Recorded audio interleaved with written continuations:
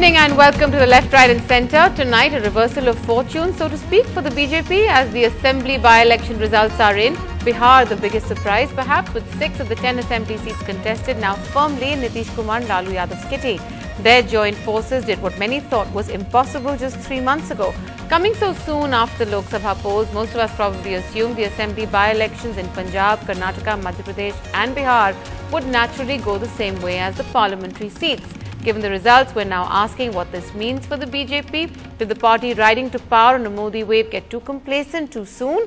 Most importantly, how will this impact, if at all, assembly elections expected later this year? Also on the show tonight, an exclusive interview with the British Deputy Prime Minister Nick Clegg as Britain scrambles to help identify British-accented ISIS terrorists who executed the journalist James Foley. He tells us Britain is seriously concerned about its youth taking up jihad in Syria and Iraq. But first, the assembly by-poll results as the BJP smarts from the day's news, especially from Bihar and Karnataka. Its state leaders there have swung into damage control mode, trying to distance Prime Minister Narendra Modi from them. In both states, the BJP's losses are the likely result of a consolidation of opposition votes due to alliances or other parties staying away. The Modi factor is very less because we have not mentioned his name anywhere in the constituency. But indirectly they helped a lot throughout the country. But in this election, the government versus Yadav.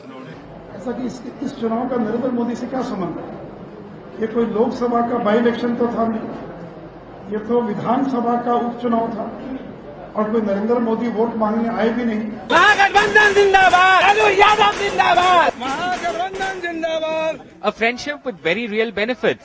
Bihar's freshly minted alliance walked away with 6 out of 10 assembly seats, as against the BJP's 4, just a few months after their individual drubbing at the hands of the BJP in the Lok Sabha polls. This result meant a gain of 2 seats for the RJD-JDU-Congress alliance over the 2010 assembly poll results. From a hospital bed in faraway Mumbai, Lalu Yadav tweeted, "I thank the people of Bihar for making the Grand Alliance win. Voters across the country have rectified the mistakes made in the Lok Sabha elections."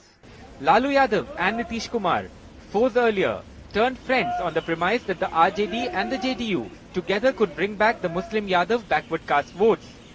A consolidation, if it happened in the Lok Sabha polls, could have meant a greater vote share for this alliance over the BJP.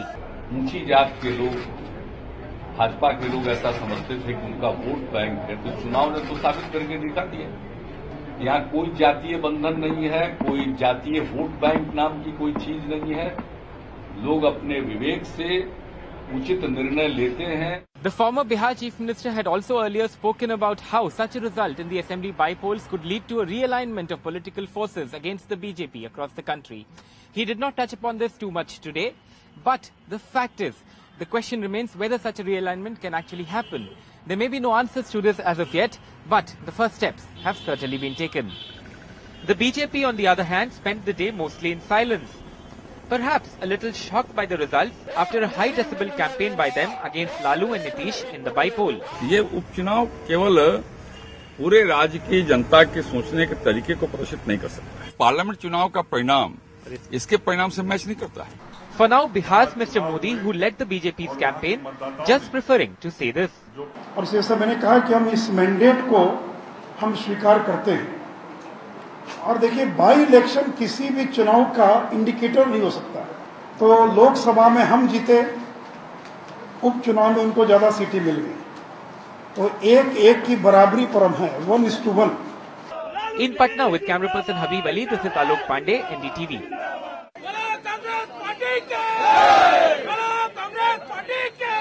In Karnataka, it was 2 out of 3 in favour of the Congress. The Congress retained the constituency of Chikodi Sadalga, but this time won in Bellary rural, part of the BJP stronghold of Bellary. And while the sweets and crackers were on display for the only seat the BJP won, Shikaripura, the real mood was summed up by the party's BS Yediyurappa. The leader's son won by a margin of less than 7,000 votes, which the party admitted was very disappointing. We must sort it out the reason. Here the Modi factor is very less because we have not mentioned his name anywhere in the constituency. And if that was the case, the Congress certainly won this round in Karnataka. It is a right reaction from Yadav because his holding and popularity is diminishing.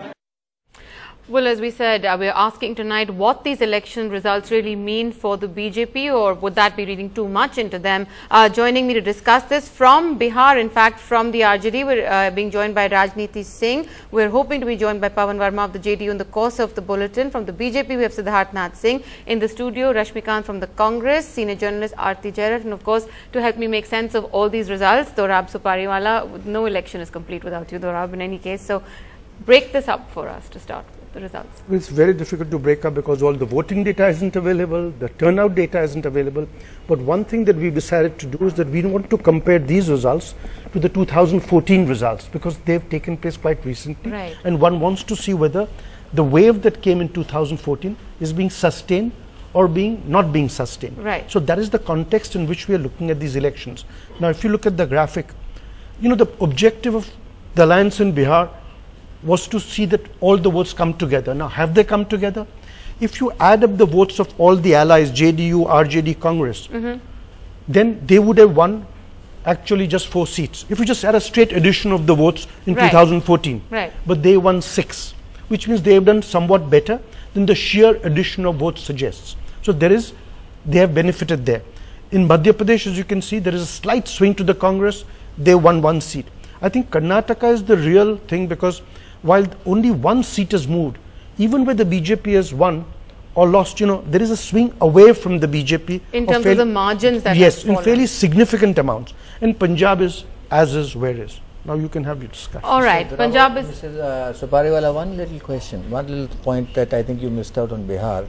You talked about the JDU, Congress and all these put together, but you forgot that there was BJP was 6 and LGP was 2. So the alliance itself was 8 seats. That's right, so they've lost 4 seats, not 2. No, that's why I'm saying that no, you're not seeing the point. I said that if just a straight thing had taken place, they would have lost 2, but they've lost 4, that's suggesting they've lost more than they would have whatever state number. Let's take that across to the BJP, Siddharth Singh, who joins us as well. Siddharth Singh, what do you think these results are a result of, really, in a manner of speaking?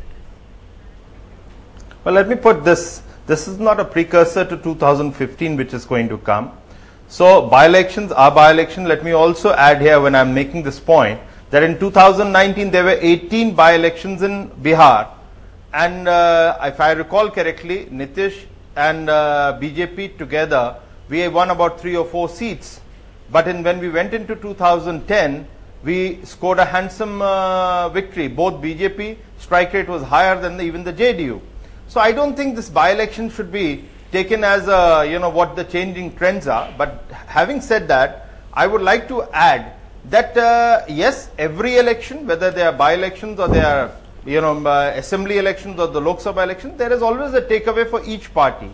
And certainly what we take back is that we need to, on the fear factor survival alliance which was stitched in Bihar between the Lalu ji and Nitish ji and others, Congress, we need to work a little harder to bring our development plank against no split plank of the Mahajot or whatever they call it. Okay. So yes, this is a takeaway. But certainly it is not a precursor to 2015, and I have given one example. I can be quoting many more examples to it. So not a precursor. Nonetheless, when by-elections take place so close on the heels of a Lok Sabha poll, one expects a trend to possibly follow. But let's get our panelists from our Bihar parties in on this. Nitish Singh from the RJD and Pawan Verma finally with us from the JDU. But I'll go to Nitish Singh. He's been waiting as well to comment, sir. First of all, I am not Nitish Singh, I am Nitish Prasad. Nitish Prasad. Mr. Nitish Prasad, thank you very much for joining us. Give us a sense of how you feel that this Mahagathbandhan, as you call, in Bihar, people are saying it's a kind of social engineering that's taken place in a sense for you to be able to get the results that you have managed after such a long time. Yes, yes. It is a dust wind was full of dust wind was flowing in the Bihar or all over India by the slogan of Narendra Modi. Now this is a test, and this test has been established that the Narendra Modi wind is no more, and now it is a semi-final and final result is coming in 2015. And so it is a test, and that test the RJD and JDU and Congress has succeeded in his own way. Okay, all right, let's get Pawan Verma in on this as well. Pawan Verma, when the RJD and the JDU decided to join forces for these by-polls, many eyebrows were raised. It was called political opportunism at the time, political rivals of 2 decades really coming together essentially to fight the BJP. Do you agree with that argument that it's opportunistic of you all to have joined forces like this?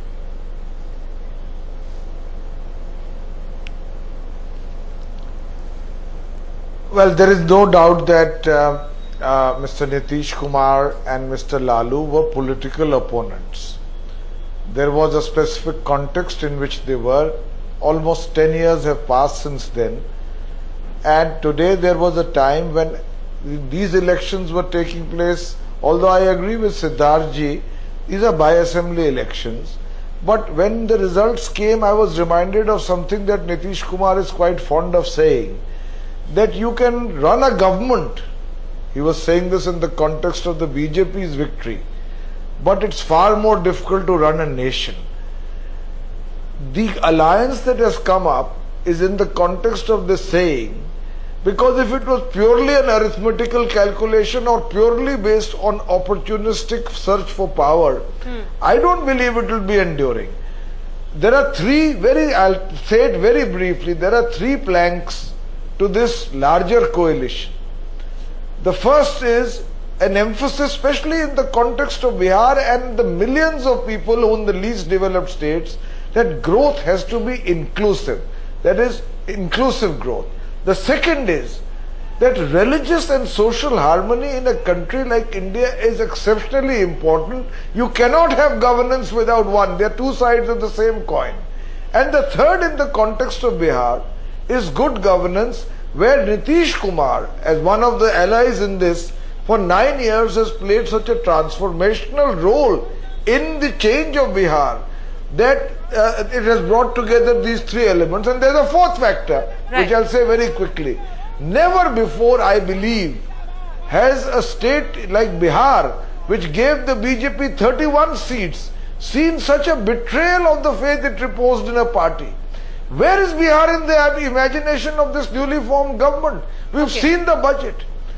If the whole imagination is about digital India, smart cities and industrial corridors, which has kept Bihar completely out of the picture. It's got nothing almost except one institute of management. All right. Prices are rising, jobs have not been created, so there is a disillusionment against the magic wand that Mr. Modi waved. Siddharth Singh, come in on that very quickly before we take it to our other panelists here. Well, it's a very laughable argument being proposed by Pawanji.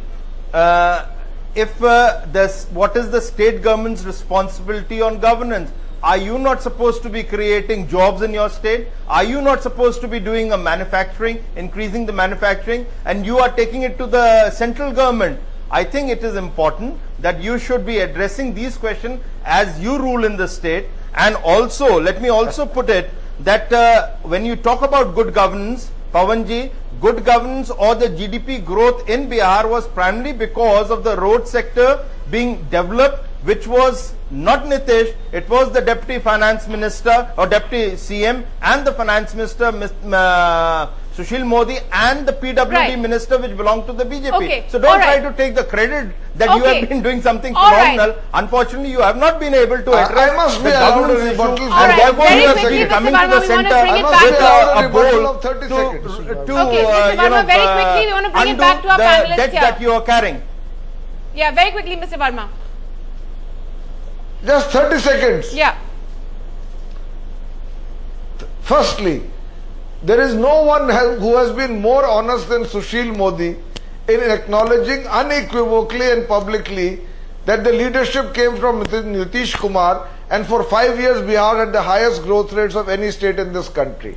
Secondly, of course the state has done its best, but it has sought affirmative action from the center, Because money does not flow to a least developed state unless you provide the right incentives. Okay. The BJP itself supported this. All right. What happened to that in the budget? Okay, what happened to it in its policy statements? Okay. All right. Well, let's, Aarti, I want to just ask you a question.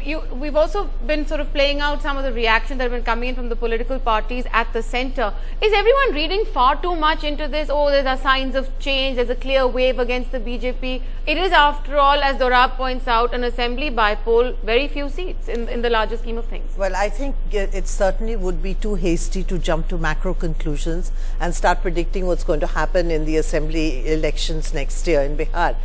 But I think, you know, a few things really come out. One is, I think people draw a very clear distinction between Lok Sabha elections and assembly elections. And I think that's becoming clearer and clearer with every election. And I think this is something that political parties need to understand and factor in when they plan their strategies. The second thing that I think that has really come out today is that the reality of Indian politics has reasserted itself. And the reality is what? The reality is local factors, the candidates that are selected, you know, the social alliances that are created for the election. You know, the 2014 Lok Sabha polls took place in a certain context. There was a huge wave of disgust against the Congress, the UPA, the Manmohan Singh government. Right. And Narendra Modi was the only person who turned up to take advantage of that. Okay. And that's why, you know, he did so well. All right. So I think we must understand that factor. Mr. Rashmi, I'll respond to that and I'll come back to Dorab for some of the other analysis as well. You know, there is weight in merit in Aarti's argument. But I'd first like to answer what Mr. Siddharthnath Singh said in the beginning, that after the 2009 assembly elections, they had 18 by-elections and they lost most of them. We must remember that 2009 was the time when Nitish actually banned Narendra Modi from coming into Bihar, and there was a reaction to that, and that's why the alliance lost a certain number of seats.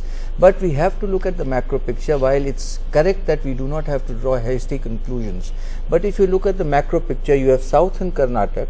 Mr. Yadurappa would do well to look into some of the archives and see how much Mr. Modi's name was used in the elections in Karnataka, where he says Mr. Modi's name was not used. Mr. Modi went on the 21st of August, the day of polling, into Jharkhand, which is just adjacent to Bihar, to take advantage of the voting in Bihar. So you have South India, you have Central India, where the BJP has lost 1 seat in Madhya Pradesh. You have North India, which is equal, which is Punjab, and you have East in Bihar, which is really a macro game. The bigger picture is that when people were doubting this alliance, what Mr. Dharawala will probably agree with is that if you go into the micro part of Bihar, this covers virtually the entire state except Magad and virtually all communities and castes of the state. So at the micro level, that you would agree with that these are state elections. We agree that state elections are fought on local issues, on candidates and several other issues, and one should not jump too hasty in conclusions. And let us not forget that prior to this, just a month prior to this, there were 3 seats, all 3 seats taken away from BJP by the Congress in Uttarakhand, and the entire municipal elections were won by the Congress. So till now, the record of the Modi government in the electoral arena, in what is supposed to be a honeymoon period, is not particularly good. Let's bring that back to the Let me make 2 points about what Aarti said, that Lok Sabha and Vidhan Sabha are different. Of course they are. But if you look at the last 10 years, anybody who's won a Vidhan Sabha election 6 months before the Lok Sabha elections has won the Lok Sabha elections. So there is a move, you know, your cadres get worked up.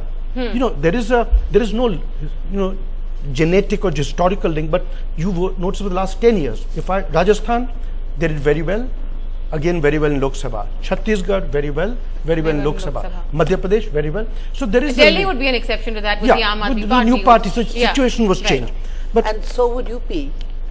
But you know, I think more important is that I think in UP and in RJD and JDU, the question always, will the alliance work? Now the way things are today, I think what this means is that I think they have seen that they might make some gains. So I have a feeling that this alliance would last. Had they done badly now, I think the alliance would have fractured. But because they've done well, now they see power in 2015. So I think they're going to hang together rather than hang separately.